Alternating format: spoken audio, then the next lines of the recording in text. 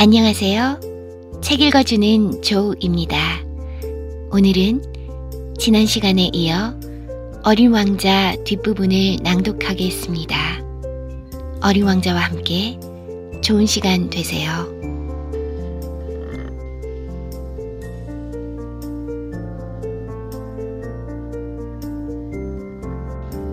네 번째 별은 사업가의 별이었다. 어찌나 바쁜지 어린 왕자가 도착했을 때도 그는 고개조차 들지 않았다. 안녕하세요. 담뱃불이 꺼졌네요. 어린 왕자는 사업가를 보며 말했다.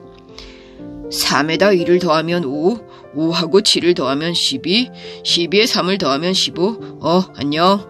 15에 7을 더하면 22, 22에 6을 더하면 28, 담뱃불 붙일 시간도 없네. 휴, 26에 5를 더하면 31, 그러니까 5억 162만 2731이 되는구나. 5억 뭐라고요? 너 아직 거기 있었니? 5억 100만. 이걸 계속해야 해. 난 지금 아주 중요한 일을 하고 있다고. 쓸데없는 이야기를 할 틈이 없어. 2에다 5를 더하면 7. 5억 100만이 뭐가 어쨌다는 거예요? 사업가가 고개를 들었다. 54년 동안 이 별에 살고 있는데 내가 방해를 받은 건 딱 3번뿐이야. 첫 번째는 22년 전에 웬 풍뎅이가 날아와 떨어졌을 때야. 그놈 소리가 어찌나 요란하던지 4군데나 계산이 틀렸지 뭐야. 두 번째는 11년 전이었는데 신경통 때문이었어. 운동 부족으로 생긴 병이지. 빈둥거릴 시간이 없었으니.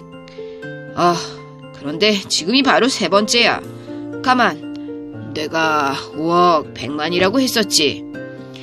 대체 뭐가 5억 100만이라는 건가요?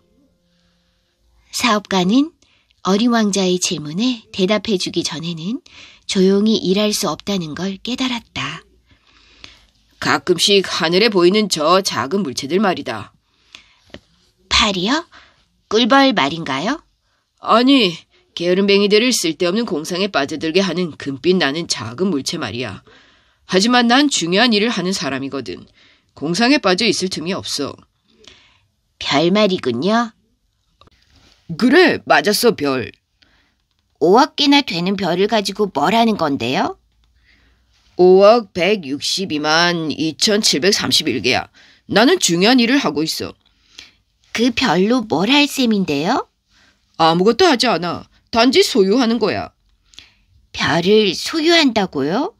하지만 내가 전에 본 어떤 왕은 왕은 소유하지 않아. 다스릴 뿐이지. 그건 아주 다른 문제야. 그 별을 소유하는 게 아저씨에게 무슨 도움을 주나요? 부자가 되는데 필요하지. 부자가 되면 뭐가 좋은데요? 누군가 별을 발견하면 그걸 살 수 있지. 이 사람도 그 술꾼처럼 말하는구나. 하고 생각하며 어린 왕자는 계속 질문했다. 어떻게 별들을 소유한다는 거지요? 별들이 누구 거지? 투덜대듯 사업가가 되물었다. 몰라요. 누구의 것도 아니겠지요? 그러니까 내 것이 되는 거야. 내가 제일 먼저 그 생각을 했으니까. 임자 없는 다이아몬드가 그걸 발견한 사람의 것이 되고 주인 없는 섬을 발견하면 그게 그 사람의 소유가 되는 것처럼. 만약 어떤 좋은 생각을 제일 먼저 해냈다면 특허를 내서 자기 것으로 만들 수 있는 거야. 그런 식으로 나도 별들을 갖는 거지. 나보다 먼저 별을 가질 생각을 한 사람은 없었거든. 아저씨는 그 별들을 가지고 뭘 하는데요? 관리하지. 별을 세어보고 또 세어보는 거야. 힘든 일이긴 하지만 나는 진지한 일에 관심이 많아서 말이야. 저는요, 실크 스카프를 가지고 있을 때는 그걸 목에 두르고 다녀요.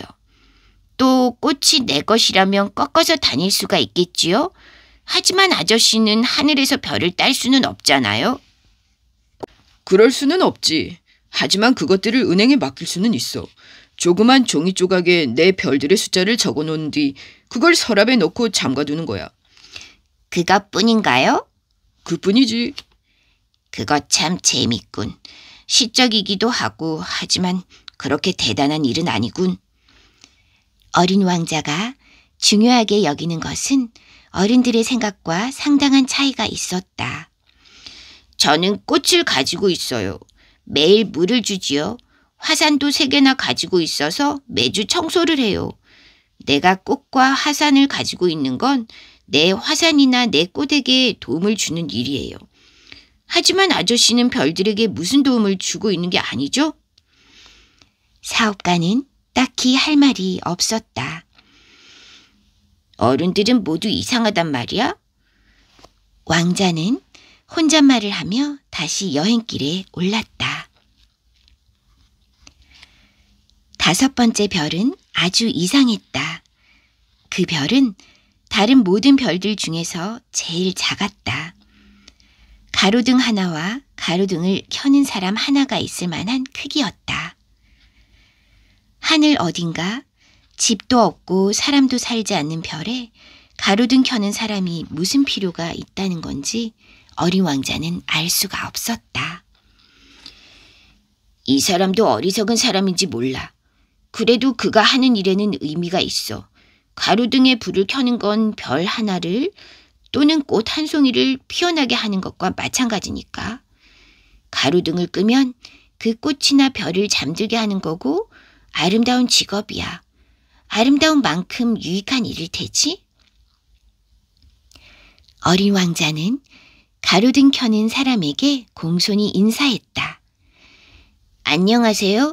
방금 왜 가로등을 끄신 건가요? 명령이기 때문이야.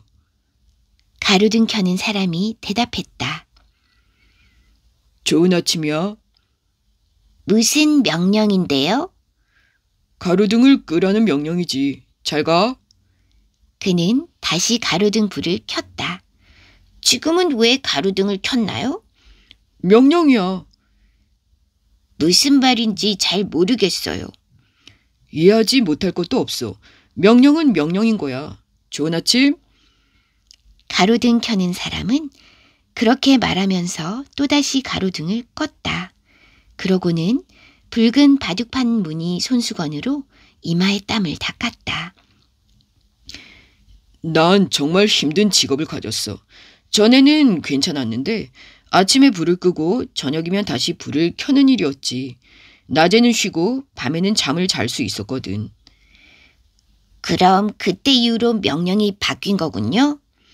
명령은 바뀌지 않았어. 그게 비극이야. 이 별은 점점 빨리 돌고 있는데 명령은 바뀌지 않았단 말이야. 그래서 이제는 이 별이 1분마다 한 바퀴를 돌게 되었고 1초도 쉴 틈이 없게 된 거야. 나는 1분마다 한 번씩 가로등 불을 켰다 껐다 해. 참 이상하네요. 아저씨네 별에선 하루가 1분이라니. 그래, 30분은 30일이 되는 거지. 잘 가. 그는 다시 가로등을 켰다. 어린 왕자는 명령에 충실한 가로등 켜는 사람이 좋아졌다. 의자를 뒤로 물리면 계속해서 석양을 볼 수 있는 곳을 찾아가던 일도 떠올랐다. 어린 왕자는 그를 돕고 싶었다. 저 쉬고 싶을 때 쉴 수 있는 방법을 알아요. 아저씨의 별은 아주 작으니까 3발짝이면 한 바퀴를 돌 수 있잖아요. 천천히 걷기만 해도 늘 해를 볼 수 있어요. 쉬고 싶어지면 걷도록 하세요. 아저씨가 원하는 만큼 낮이 길어질 거예요. 도움이 안 되겠는걸? 내가 원하는 건 잠자는 거니까. 안 됐네요. 난 운이 없어. 좋은 아침이야. 그는 다시 가로등을 껐다. 저 사람은 사람들에게 비웃음을 살 거야. 왕이나 젠체하는 사람, 술꾼, 사업가 같은 사람들은 그를 경멸하겠지? 하지만 내가 보기에는 저 사람이 제일 성실해. 그건 저 사람이 자신을 제쳐놓고 일만 생각하고 있기 때문이겠지? 어린 왕자는 섭섭한 마음에 한숨을 내쉬었다. 내 친구가 될 수 있는 사람은 저 사람뿐이었어. 그렇지만 그의 별은 너무 작아. 두 사람이 있을 자리도 없으니 말이야. 어린 왕자는 하루에 1440번이나 아름답게 해가 지던 자신의 별을 떠나온 일이 아쉬웠다. 6번째 별은 방금 전의 별보다 10배나 더 컸다. 거기에는 엄청나게 큰 책을 쓰고 있는 노신사가 살고 있었다. 오, 탐험가가 오는군. 그는 어린 왕자를 보며 큰 소리로 외쳤다. 어린 왕자는 테이블에 걸터 앉아 숨을 몰아쉬었다. 지금까지 너무도 먼 거리를 여행해 왔던 것이다. 어디서 왔지? 그 두꺼운 책은 뭐죠? 여기서 뭘 하시는 건데요? 난 지리학자란다. 지리학자가 뭔데요? 바다, 강, 도시, 그리고 사막이 어디에 있는지 아는 사람이지. 어린 왕자는 지리학자의 별을 둘러보았다. 지금까지 보아온 별 가운데 가장 장엄한 별이었다. 별이 참 아름답군요. 바다도 있나요? 모르겠는걸? 지리학자가 대답했다. 그럼 산은요? 어린 왕자는 실망해서 되물었다. 그것도 모르겠는걸. 그럼 도시와 강과 사막은요? 그 역시 알 수 없는걸. 할아버진 지리학자잖아요. 그렇지. 하지만 난 탐험가가 아니야. 도시와 강과 산, 바다와 태양과 사막을 새로 다니는 건 지리학자 일이 아니거든. 지리학자는 중요한 일을 하니까 한가히 돌아다닐 수가 없어. 책상을 떠날 수가 없단다. 대신 서재에서 탐험가들을 만나는 거야. 탐험가들에게 여러 가지 질문을 하고 기록하는 거지. 흥미로운 게 있으면 지리학자는 그 탐험가가 양심적인지 아닌지를 조사하기도 해. 왜요? 탐험가가 거짓말을 한다면 지리학자의 책에 큰 이변이 일어날 테니까 말이야. 탐험가가 술을 너무 마셔도 그렇지. 술에 잔뜩 취한 사람에겐 모든 게 둘러 보이거든. 그렇게 되면 지리학자는 산이 하나밖에 없는 곳에다 산 2개를 기록하게 될지도 몰라. 그렇게 탐험가에게 증거를 요구하지. 큰 산을 발견했다면 커다란 돌멩이 몇 개를 가져오라고 하는 거야. 그런데 넌 멀리서 왔지. 그렇다면 너는 탐험가야. 내 별에 대해 자세히 설명해다오. 지리학자는 갑자기 흥분해서 큰 기록장을 펼쳐놓고 연필을 깎았다. 탐험가의 이야기를 처음에는 연필로 적어놓았다가 증거를 가져오면 그때서야 잉크로 쓰는 거였다.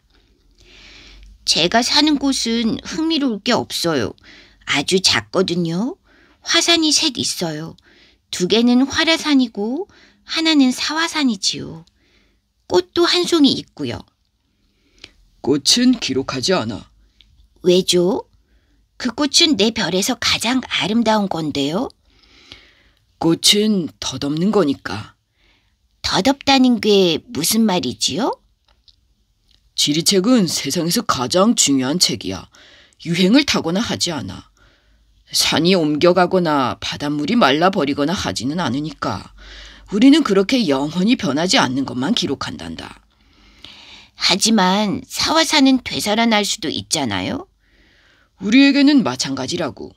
우리한테 중요한 건 산이야. 산은 변하지 않거든. 그런데 덧없다는 건 무슨 뜻이죠? 그건 곧 사라져버릴 위험에 처해 있다는 뜻이지. 그럼 제 꽃이 곧 사라질 위험에 처해 있다는 건가요? 그래, 그렇단다.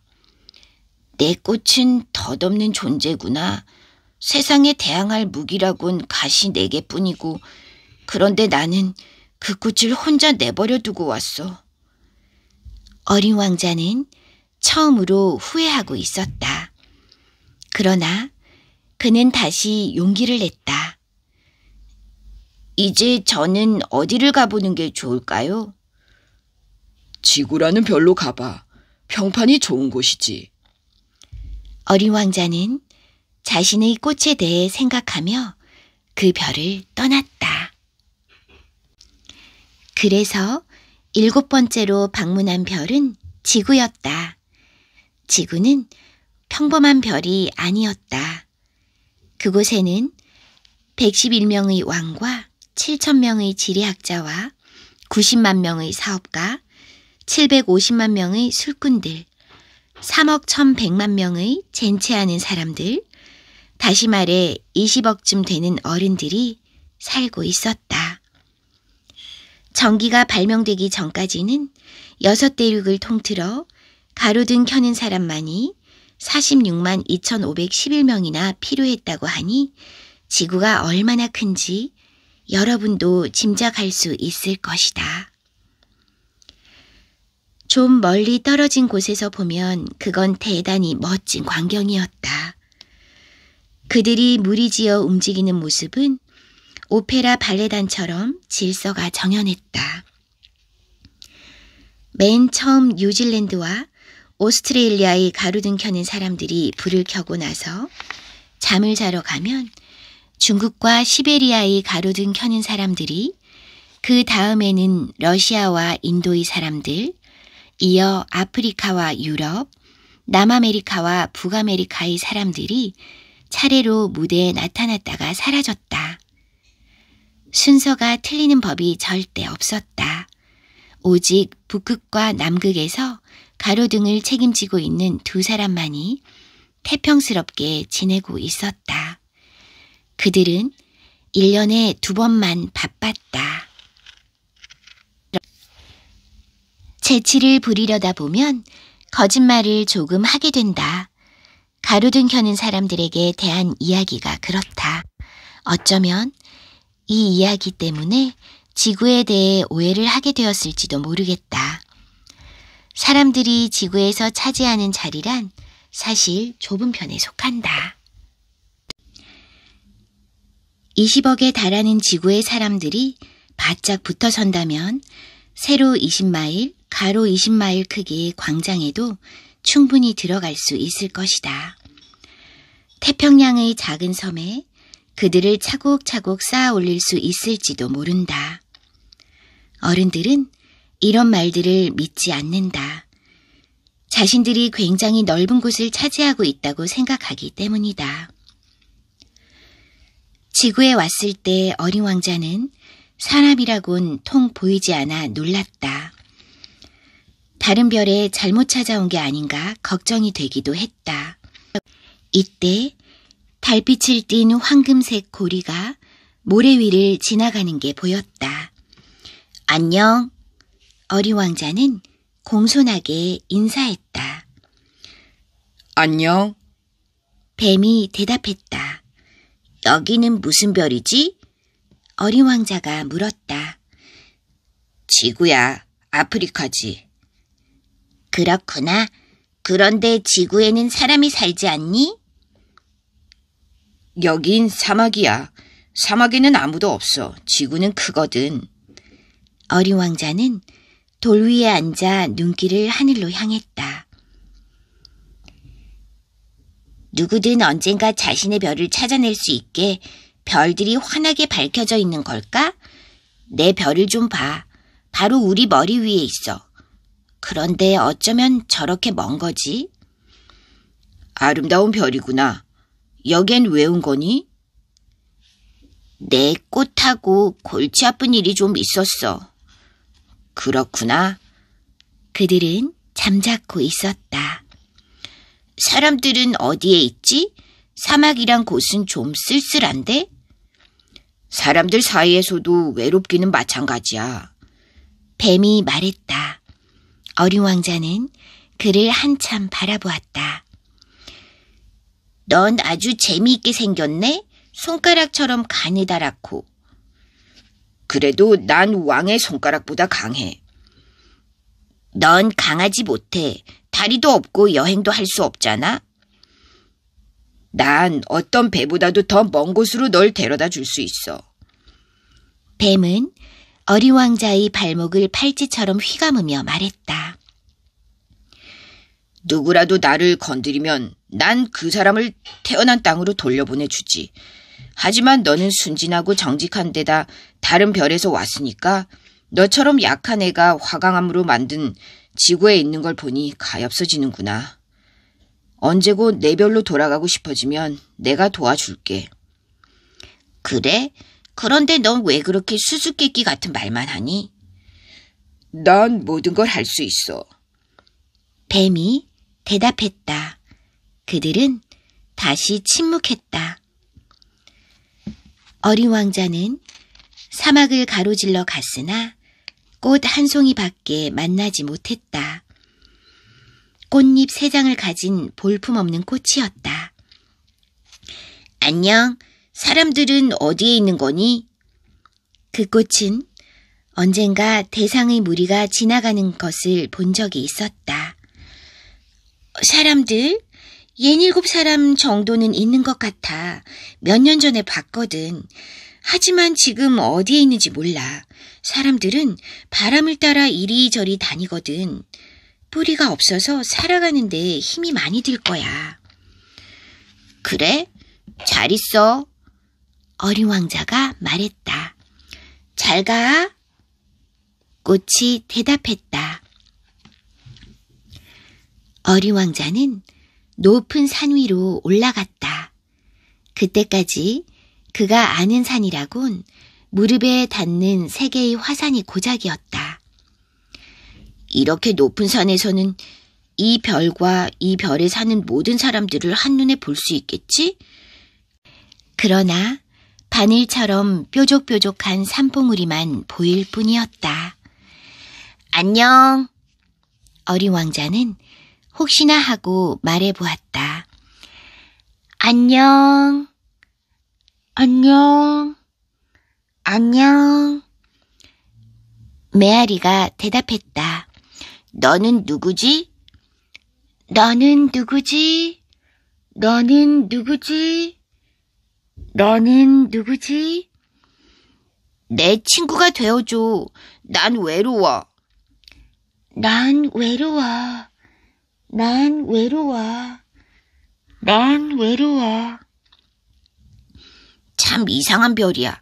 건조하고 뾰족하고 험악해. 상상력도 없어서 남이 한 말을 그대로 따라하고. 내 별에는 꽃이 있었지. 그 꽃은 늘 나에게 먼저 말을 걸어왔는데. 모래와 바위와 눈을 헤치고 오래 걸어가자 마침내 길 하나가 나타났다. 길은 사람들이 사는 곳과 통하기 마련이었다. 안녕. 어린 왕자는 장미가 가득 피어있는 정원에 서 있었다. 안녕. 장미꽃들이 대답했다. 어린 왕자는 자신의 꽃과 쏙 빼닮은 꽃들을 보고 놀랐다. 너희는 누구니? 우리는 장미꽃이야. 어린 왕자는 슬퍼졌다. 꽃은 이 세상에 자기 같은 꽃은 오직 하나뿐이라고 어린 왕자에게 말했었는데 이 정원에는 똑같은 꽃이 5,000송이 넘게 가득 피어 있었다. 내 꽃이 이걸 보면 몹시 괴로워할 거야. 비웃음을 당하지 않으려고 기침을 지독히 해대면서 죽는 신용을 하겠지? 내가 간호해주는 척이라도 하지 않으면 정말로 죽어버릴지도 몰라. 난 내가 부자인 줄 알았어. 하지만 내가 가지고 있는 건 흔해 빠진 장미꽃 한 송이와 무릎 높이만한 화산 3개, 그중 하나는 완전히 불이 꺼져버린 화산일지도 몰라. 겨우 이런 것들을 가지고 어떻게 위대한 왕자가 되겠어? 어린 왕자는 풀밭에 엎드려 소리내어 울었다. 여우가 나타난 건 바로 그때였다. 안녕. 여우가 인사했다. 안녕. 어린 왕자는 공손하게 대답하며 주위를 돌아보았으나 아무것도 보이지 않았다. 여기야, 사과나무 아래. 조금 전에 그 목소리가 말했다. 넌 누구니? 참 예쁘게 생겼구나. 난 여우야. 이리 와, 함께 놀자. 난 지금 우울해. 난 너와 함께 놀 수 없어. 나는 길들여지지 않았거든. 어린 왕자는 잠깐 생각하다가 다시 말했다. 길들인다는 게 무슨 말이니? 넌 여기 사는 애가 아니구나. 뭘 찾고 있는 거니? 사람들을 찾고 있어. 길들인다는 건 무슨 뜻이지? 사람들은 총을 가지고 사냥을 하지. 참 곤란한 일이야. 사람들은 닭도 길러. 그게 유일한 관심사지. 너 닭을 찾고 있는 거니? 아니야. 난 친구들을 찾고 있어. 그런데 길들인다는 게 무슨 뜻이야? 소홀하게 취급되는 것 중 하나지. 그건 관계를 맺는다는 의미야. 관계를 맺는다? 그래. 나한테 넌 수많은 다른 소년들과 다를 바 없는 소년에 지나지 않아. 너에게 나는 수많은 다른 여우와 같은 여우 한 마리에 지나지 않을 테고. 하지만 내가 나를 길들인다면 우리는 서로를 필요로 하게 돼. 나에게 너는 세상에 오직 하나밖에 없는 존재가 되는 거고, 나 역시 너에게 이 세상에 단 하나뿐인 존재가 되는 거야. 아, 이제 좀 알 것 같아. 꽃이 하나 있는데 그 꽃이 나를 길들인 것 같아. 그래, 지구에는 온갖 일들이 다 있으니까. 아, 그건 지구에서의 일이 아니야. 그럼 다른 별에서의 일이라는 거야? 응. 그 별에도 사냥꾼들이 있지? 아니, 없어. 그거 이상하네? 그럼 닭은? 닭도 없어. 완벽한 곳은 아니군. 여우는 한숨을 내쉬고는 하던 이야기로 다시 돌아왔다. 내 생활은 아주 단조로워. 나는 닭을 사냥하고 사람들은 나를 사냥하는 거야. 닭은 다 비슷하고 사람들도 모두 비슷해. 그래서 난 좀 지루해. 하지만 내가 나를 길들인다면 내 삶은 환하게 바뀔 거야. 나는 내 발자국 소리와 다른 발자국 소리를 구별하게 되겠지. 다른 사람들의 발자국 소리를 들으면 나는 땅 밑으로 기어들어 가겠지만 내 발자국 소리를 듣는다면 음악이라도 들은 것처럼 굴에서 뛰어나올 거야. 저길 봐. 푸른 밀밭이 보이지? 나는 빵을 먹지 않으니까 밀밭을 봐도 아무것도 떠오르지 않아. 서글픈 일이지. 하지만 넌 금빛 머리카락을 가졌어. 내가 나를 길들인다면 밀을 보고 너를 떠올리게 되는 거지. 그러면 나는 밀밭을 지나가는 바람 소리조차도 사랑하게 될 거야. 여우는 말을 멈추고 어린 왕자를 오래 쳐다보더니 부탁이야. 나를 길들여줘. 하고 말했다. 나도 그러고 싶어. 하지만 시간이 별로 없어. 친구를 찾아야 하고 알아볼 일도 많거든. 길들인 것만 알 수 있게 되는 거야. 사람들은 이제 무얼 할 시간이 없어. 그래서 상점에서 이미 만들어져 있는 것을 사지. 그런데 우정을 파는 상점이 없으니 친구는 없는 거야. 친구가 필요하다면 나를 길들여. 어떻게 하는 거야? 인내심이 필요해. 우선 나와 좀 떨어져서 풀숲에 앉아 있어. 난 너를 곁눈질해 볼 거야. 아무 말도 하지 마. 말은 오해만 불러일으키니까. 너는 그냥 날마다 조금씩 나한테 더 가까이 다가앉는 거야. 다음 날 어린 왕자는 다시 그곳으로 갔다. 언제나 같은 시각에 오는 게 더 좋을 거야. 이를테면 내가 오후 4시에 온다면 난 3시부터 행복해질 거야. 시간이 갈수록 점점 더 행복해지겠지? 4시가 되면 난 안절부절 못할지도 몰라. 넌 행복에 가득 찬 내 모습을 보게 되겠지. 하지만 내가 아무 때나 온다면 나는 언제 널 맞을 마음의 준비를 해야 할지 알 수 없게 되지. 그러니까 뭔가 정해놓을 필요가 있어. 뭔가 정해놓을 필요가 있다고? 그것도 다들 아무렇게나 잊고 사는 것 중에 하나야. 그건 어느 하루를 다른 날들과 다르게 만들고 어느 한 시간을 다른 시간들과 다르게 만든다는 의미야. 내가 아는 사냥꾼들은 매주 목요일에는 마을의 처녀들과 춤을 춰. 덕분에 목요일은 나에게 신나는 날이 되었어. 나는 포도밭까지도 산책을 가지. 하지만 사냥꾼들이 아무 때나 춤을 춘다면 그날이 그날일 테니까 난 하루도 휴가가 없게 되는 거야. 어린 왕자는 여우를 길들였다. 떠날 시간이 다가오자 여우는 난 울 것만 같아 하고 말했다. 내 잘못이야. 난 너를 괴롭히고 싶지 않았어. 하지만 길들여달라고 한 건 너야. 맞아. 그런데 넌 울려고 하잖아. 그러기에 이런 일이 너한테 무슨 소용이 있는 거니? 그렇지 않아. 밀밭의 색깔을 보면 널 생각하게 될 테니까. 가서 장미꽃들을 다시 봐. 내 장미꽃이 이 세상에 단 하나뿐이라는 걸 깨닫게 될 거야.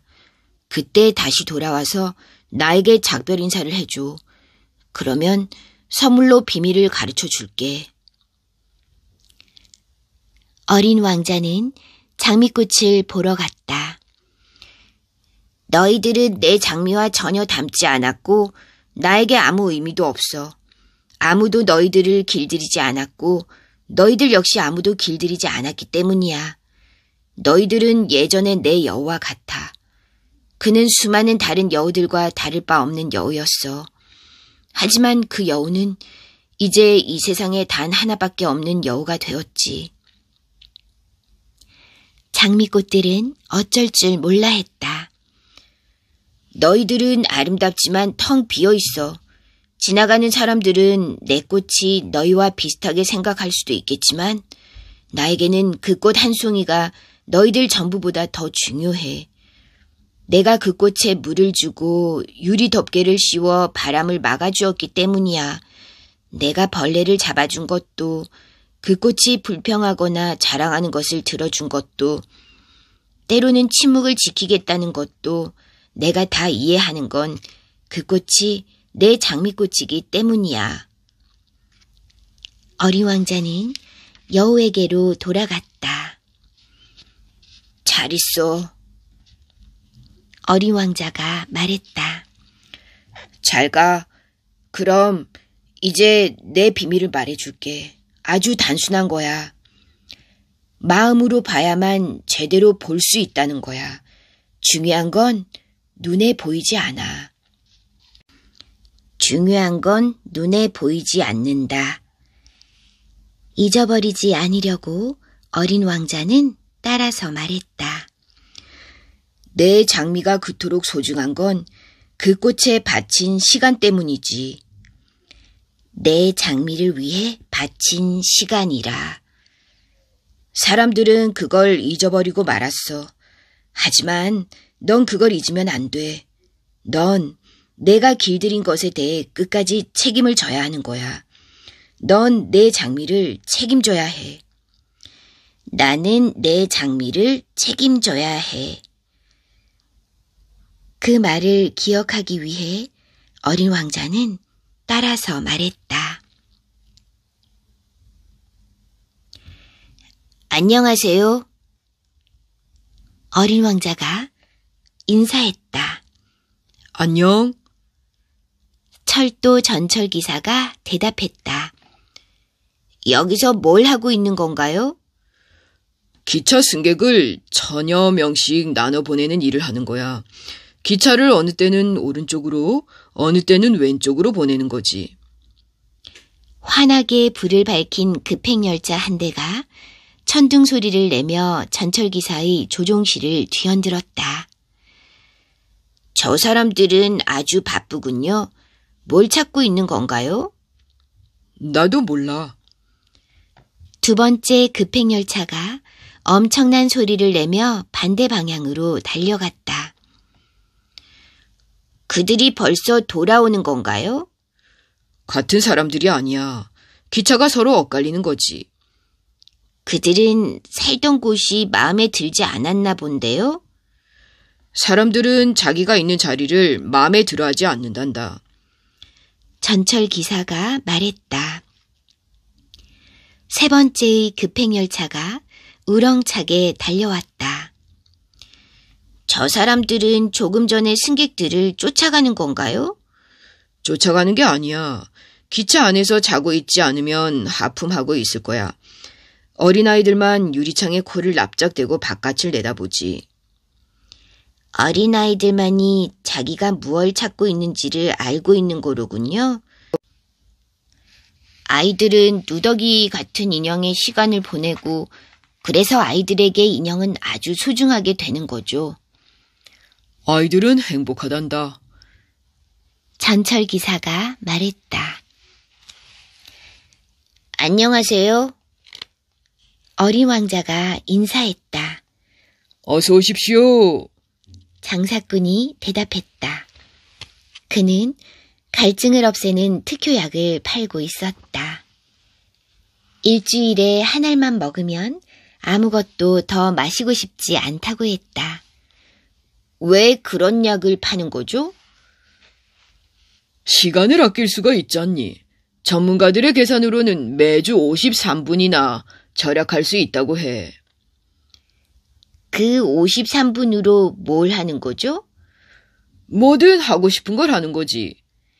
나라면 시원한 물이 있는 샘을 향해 천천히 걸어갈 텐데. 어린 왕자는 생각했다.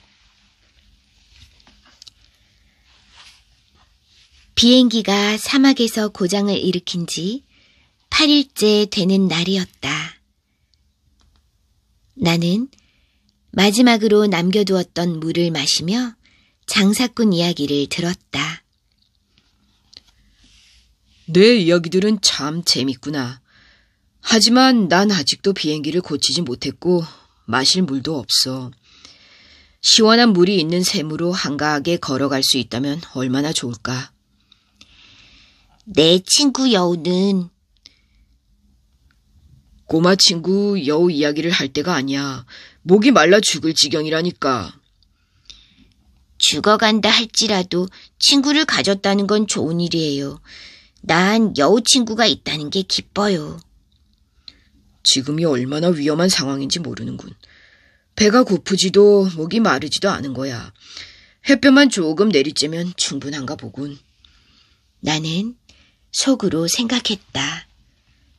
그런데 그가 잠자코 나를 지켜보더니 내 속마음을 읽은 듯 이렇게 말하는 것이었다.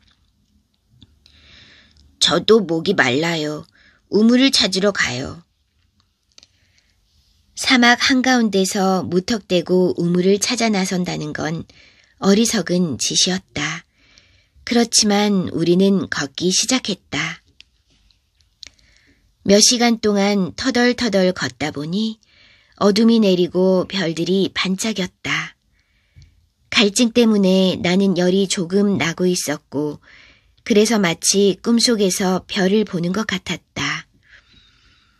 조금 전에 어린 왕자가 한 말들이 기억 속에서 가물거렸다. 어린 왕자는 지쳐서 앉았다. 나도 곁에 앉았다.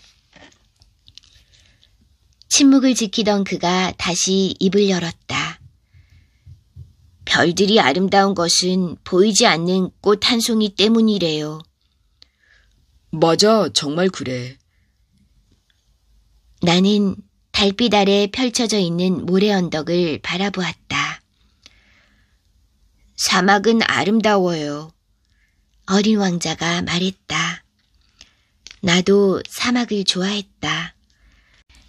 모래 언덕 위에 앉아있으면 아무것도 보이지 않고 아무 소리도 들리지 않았다. 그러나 그 침묵 속에서 무엇인가 빛나는 것이 있었다. 사막이 아름다운 건 어딘가에 우물을 감추고 있기 때문이에요. 어린 왕자가 말했다. 나는 흠칫 놀랐다. 사막의 모래 속에서 신비롭게 빛나는 것이 무엇인지를 문득 깨달았던 것이다. 어렸을 때 내가 살던 낡은 집만 해도 그랬다. 다들 그 집에 보물이 감춰져 있다고 했다. 물론 아무도 그걸 발견한 사람은 없었다. 그런데도 그 보물로 인해 우리 집은 마술에 쌓여 있는 듯 했다. 우리 집은 저 가장 깊숙한 곳에 보물을 감추고 있었다. 그래, 집이든 별이든 사막이든 그것들을 아름답게 하는 건 눈에 보이지 않는 것 때문일 거야.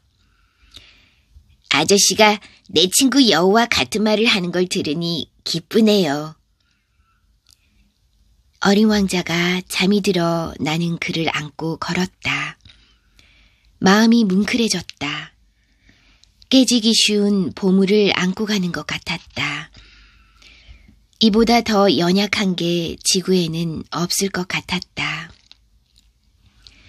창백한 이마, 감은 눈, 바람에 날리는 머리카락을 달빛 아래에서 바라보며 나는 생각했다. 지금 내가 보고 있는 건 껍데기에 불과해. 중요한 건 눈에 보이지 않아. 어린 왕자의 살짝 벌어진 입술에 희미한 미소가 어리는 것을 보며 나는 또 생각했다. 잠들어 있는 그가 나를 이렇게까지 감동시키는 건 꽃 한 송이에 대한 그의 성실한 마음 때문이야. 잠들어 있을 때조차 그의 가슴 속에는 램프의 불꽃처럼 장미꽃 한 송이가 빛나고 있어. 그러자 어린 왕자가 더욱더 연약하게 느껴졌다. 한 자락 바람에도 꺼질 것 같은 그를 보호해야겠다는 생각이 들었다. 그렇게 걷다가 동이 틀 무렵 나는 우물을 발견했다. 어린 왕자가 말했다. 사람들은 급행열차를 타고 가면서도 그들이 무얼 찾으러 가는 건지 몰라요. 그래서 여기저기 다니며 돌고 또 도는 거지요. 소용없는 짓이에요. 우리가 찾은 우물은 사하라 사막의 여느 우물과 달랐다. 모래에 파놓은 구멍이 아니라 마치 마을에 있는 우물 같았다. 나는 꿈을 꾸고 있는 게 아닌가 싶었다. 이상해. 모든 게 갖추어져 있잖아. 도르래, 두레박, 밧줄. 어린 왕자는 내 말에 웃으며 줄을 잡고 도르래를 움직였다. 바람이 일 때 낡은 풍차가 삐걱거리듯이 도르래는 소리를 내며 돌아갔다. 들려요? 우리가 잠을 깨우니까 이 우물이 노래를 하네요. 내가 할게. 너한테는 너무 무거워. 나는 두레박을 천천히 우물 가장자리로 들어 올렸다. 피곤했지만 성취감으로 마음이 흐뭇해졌다. 도르래의 노랫소리가 귀에 들려왔고 출렁이는 물속에 햇살이 일렁이고 있었다. 목이 말라요. 마실 물을 조금만 줘요. 나는 두레박을 어린 왕자의 입술에 갖다 댔다. 그는 눈을 감고 물을 마셨다. 물은 달았다. 별빛 아래 밤길을 걸어 도르래의 노래소리를 들으며 내 두 팔로 길어 올린 물이었기 때문이었다. 아저씨가 사는 별의 사람들은 정원 안에 장미꽃을 5,000송이나 가꾸지만 그 정원에서 아무것도 보지 못해요. 꽃 한 송이나 물 한 모금에서 그들이 찾고 있던 걸 볼 수도 있을 텐데. 하지만 눈이 아닌 마음으로 찾아야 하죠. 나도 물을 마셨다. 그제야 좀 살 것 같았다. 동틀 무렵이 되자 모래가 벌꽃 빌가를 띄었다. 나는 그 빛깔에서도 행복을 느꼈다. 약속을 지켜줘요. 내 양에게 입마개를 씌워준다고 했지요. 난 꽃을 책임져야 해요. 나는 주머니에서 대충 끄적여 두었던 그림을 꺼냈다. 어리왕자는 그림을 보고 웃었다. 아저씨가 그린 바오밥 나무들은 양배추랑 비슷해요. 여우는 귀가 뿔처럼 생겼고 너무 길어요. 어린 왕자는 또 웃었다. 보아구렁이의 뱃속이 아니면 겉모습밖에 그릴 줄 몰라서 그래. 괜찮아요. 아이들은 이해할 테니까. 나는 연필로 입마개를 그렸다. 그걸 어린 왕자에게 줄 때 가슴이 미어지는 것 같았다. 제가 지구에 온 지 내일이면 꼭 1년이 돼요. 바로 이 근처에 떨어졌었어요. 어린 왕자는 얼굴을 붉혔다. 왠지 모르게 나는 슬픔에 사로잡혔다. 일주일 전 내가 널 처음 만났던 날, 여기에 내가 혼자 있었던 건 우연이 아니었구나. 도착했던 지점으로 돌아가고 있는 거였니? 나는 머뭇거리며 말을 이었다. 어린 왕자는 또 한 번 얼굴을 붉혔다. 그는 내 질문에 대답하지는 않았다. 하지만 얼굴을 붉히는 건 내 말이 맞다는 뜻이 아닌가. 두려워지는구나. 아저씨는 비행기로 돌아가 일을 하세요.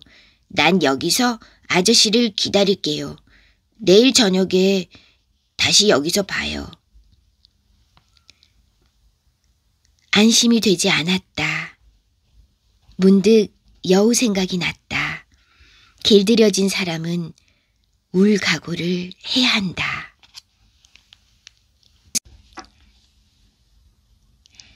우물 옆에 무너진 돌담이 있었다. 다음 날 저녁 일을 마치고 돌아오면서 어린 왕자가 그 위에 앉아 다리를 늘어뜨리고 있는 것을 보았다. 이렇게 말하는 소리가 들렸다. 기억하지 못하는구나. 여기가 아니야. 누군가에게 대답하는 게 틀림없었다. 그래, 바로 오늘이야. 하지만 여기가 아니야. 나는 담 쪽으로 걸어갔다. 아무것도 보이지 않고 들리는 소리도 없는데 어린 왕자는 여전히 대꾸하고 있었다. 물론이지. 내 발자국이 어디에서 시작되는지 봐도 거기에서 날 기다리면 돼. 오늘 밤 그리로 갈게. 나는 담에서 20m쯤 떨어진 거리에 있었지만 눈에 띄는 건 없었다. 좋은 독을 가지고 있는 거지 나를 오랫동안 아프게 하지 않을 자신이 있지? 나는 우뚝 멈춰섰다. 가슴이 찢어지는 것 같았다. 자, 이제 가봐. 담에서 내려갈 거야.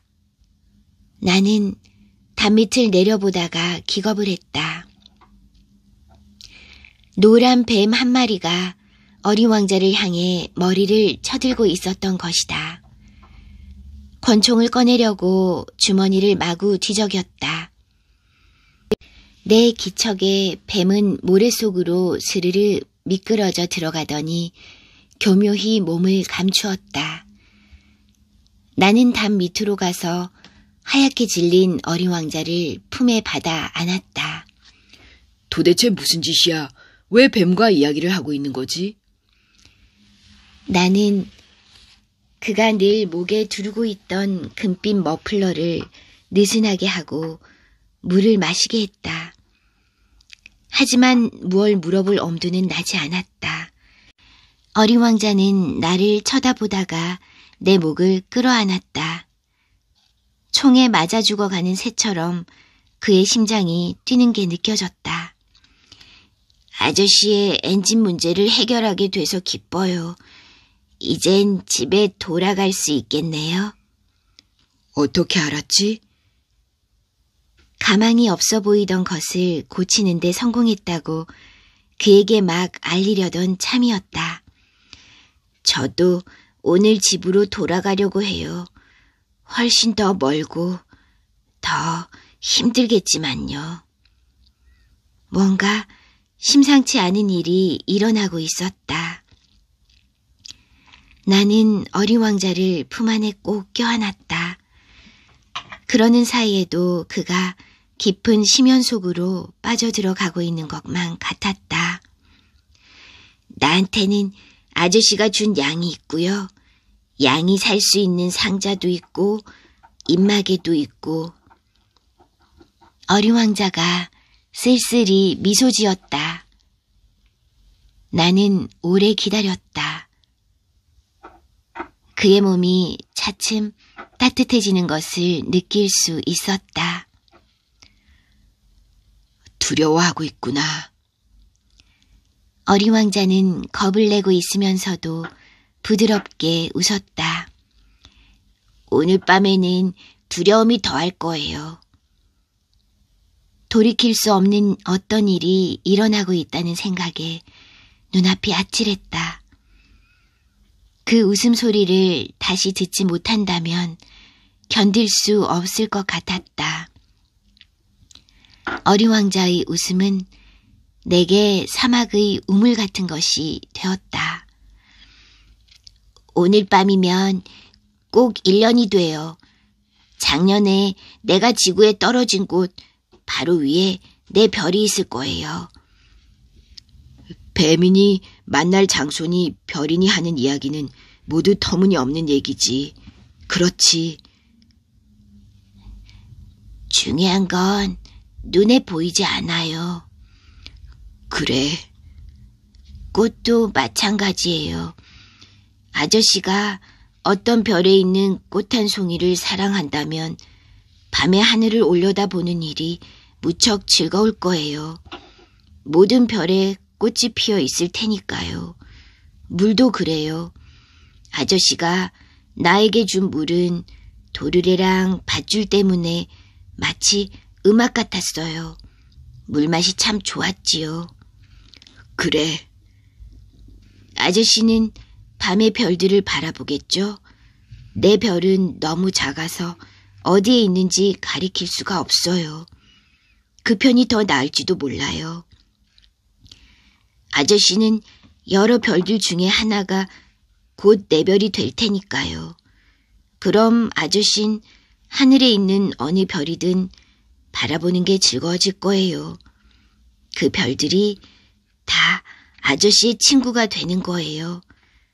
아저씨한테 선물을 하나 할게요. 어린 왕자가 웃었다.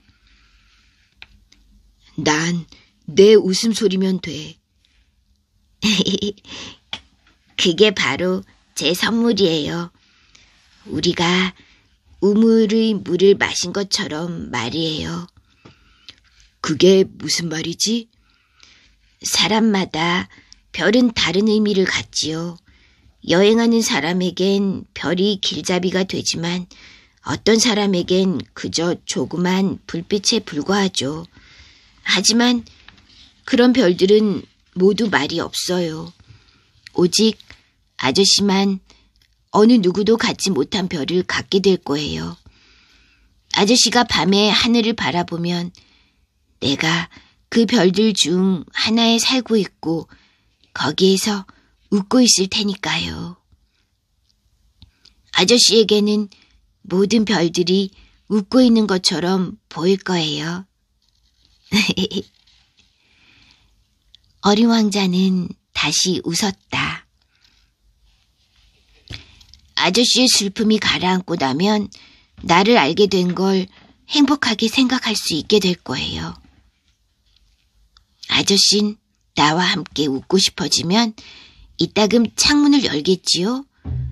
아저씨가 하늘을 바라보며 웃는 걸 보고 아저씨의 친구들은 놀릴지도 몰라요. 별을 보면 웃고 싶어져. 아저씨가 그렇게 말하면 친구들은 아저씨가 미쳤나 보다 하고 생각하겠죠? 난 그럼 아저씨에게 못할 짓을 한 셈이 되는 거네요. 별 대신 웃을 줄 아는 조그만 방울들을 내가 아저씨에게 잔뜩 준 셈이 되겠네요. 어린 왕자는 또다시 웃더니 곧 심각한 표정이 되었다. 오늘 밤엔 오면 안 돼요. 내 곁을 떠나지 않을 거야. 난 괴로워 보일 거예요. 죽는 것처럼 보일지도 몰라요. 그런 모습을 보러 오지 마세요. 헛수고일 뿐이에요. 난 내 곁을 떠나지 않겠어. 이런 말을 하는 건 뱀 때문이에요. 뱀은 사나워서 장난삼아 아저씨를 물지도 몰라요. 그래도 내 곁을 떠나지 않을 거야. 어린 왕자는 그러다 무슨 생각에서인지 안심하는 것처럼 보였다. 뱀이 두 번째 물 때는 독이 없다고 했어요. 그날 밤 나는 어린 왕자가 떠나는 것을 보지 못했다. 그는 기척 없이 사라졌다. 내가 겨우 뒤쫓아갔을 때는 그는 젠걸음으로 단호히 걷고 있었다. 아, 아저씨군요. 어린 왕자는 내 손을 잡았다. 그는 걱정하고 있었다. 오지 않았으면 좋았을 텐데, 내가 죽는 것처럼 보여서 괴로울 텐데, 정말로 죽는 건 아닌데. 나는 아무 말도 하지 않았다. 아시겠지만 내 별은 너무 먼 곳에 있어서 거기까지 내 몸을 끌고 갈 수가 없어요. 무거워서요. 내 몸은 버려진 낡은 조개 껍데기 같을 거예요. 조개 껍데기를 보고 슬퍼할 이유는 없는 거죠? 나는 아무 말도 하지 않았다. 어린 왕자는 낙담한 것 같았다. 그는 다시금 기운을 내려고 했다. 나도 별들을 볼 거예요. 모든 별이 녹슨 도르래가 있는 우물로 보이겠죠? 별들이 저한테 마실 물을 부어줄 거예요. 재밌겠죠? 아저씨는 5억 개의 조그만 방울들을, 나는 5억 개의 시원한 샘을 가지게 됐으니까. 나는 아무 말도 하지 않았다. 어린 왕자 역시 아무 말이 없었다. 그는 울고 있었다. 자, 이젠 혼자 가게 해주세요. 그는 자리에 주저앉았다. 겁이 났던 것이다. 내 꽃, 나는 그 꽃을 책임져야 해요. 그 꽃은 너무 약하거든요. 너무 순진하고요. 별것도 아닌 가시 4개로 자신을 지키고 있어요. 나 역시 앉았다. 더 이상 서 있을 수가 없었다. 자, 이제 더 이상 할 말이 없어요. 어린 왕자는 조금 망설이더니 일어서 한 발짝 걸음을 내디뎠다. 나는 꼼짝도 하지 못하고 있었다. 잠시 후 그의 발목 근처에서 노란 빛이 반짝하는 것을 보았다. 그는 한순간 그대로 서 있다가 나무가 쓰러지는 것처럼 조용히 쓰러졌다. 아무 소리도 들리지 않았다. 그로부터 6년이 지나는 동안 나는 이 이야기를 한 번도 한 적이 없다. 이제는 내 슬픔도 조금 가라앉았다. 나는 어린 왕자가 그의 별로 돌아갔다는 걸 알고 있다. 다음날 날이 밝았을 때 그의 몸을 찾을 수 없었던 것이다. 밤이 되면 나는 별들에게 귀를 기울인다. 그것들은 마치 5억 개의 조그만 방울들 같다. 한 가지 걱정이 있기는 하다. 어린 왕자에게 그려준 입마개에 가죽끈 붙이는 걸 잊어버렸던 것이다. 끈 없이 양에게 입마개를 씌울 수 없을 것이다. 그의 별에서 무슨 일이 일어나고 있는 건 아닐까? 그렇지 않을 거야. 어린 왕자는 매일 밤 유리덮개로 꽃을 잘 덮어주고 양도 잘 지키고 있겠지. 이렇게 생각하면 나는 행복해진다. 그러면 모든 별들이 부드럽게 웃는다. 하지만 방심하면 끝장인데 유리덮개 씌우는 걸 잊었거나 밤중에 양이 밖으로 나온다면 이런 생각에 사로잡히면 조그만 방울들은 모두 눈물로 변해버린다. 그러니 이건 정말 커다란 수수께끼다.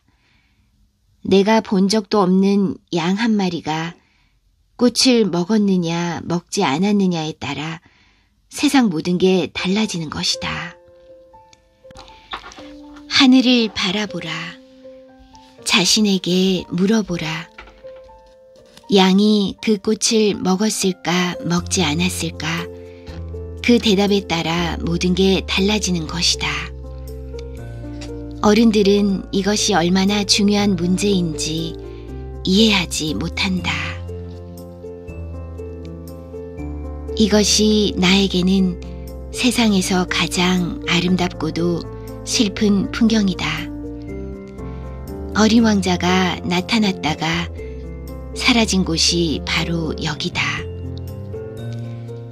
이 그림을 찬찬히 보아두었다가 언제고 아프리카 사막을 여행할 때 이와 똑같은 풍경을 알아볼 수 있기를 바란다. 혹시 이곳을 지나가게 되면 별빛 아래에서 잠시 기다려보기를.